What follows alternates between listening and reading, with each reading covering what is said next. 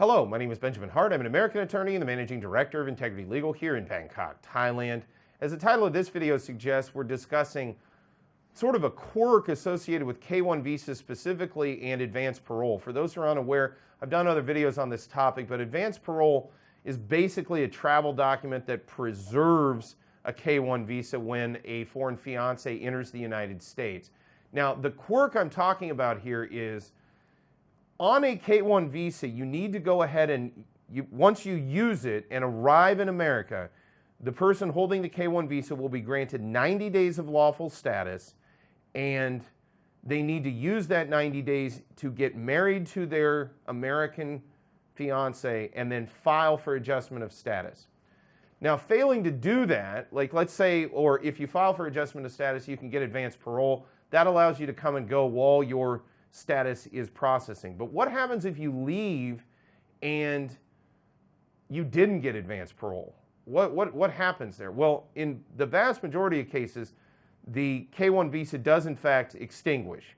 But there is a weird quirk in the K-1 system where it may be possible to go back and apply for a second K-1 visa on the underlying approved petition, so long as the 90 days that initially the clock that started ticking has not yet expired. So the 90-day clock continues.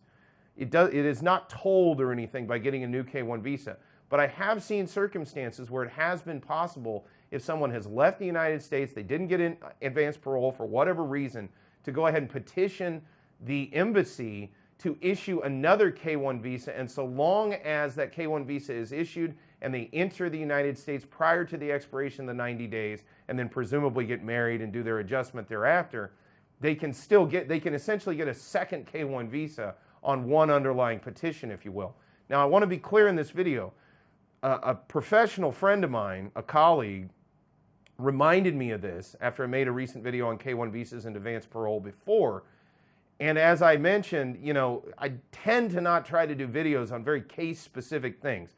This is a very discrete, quirky exception, if you will. Or set of circumstances. This is not something that you want to rely upon.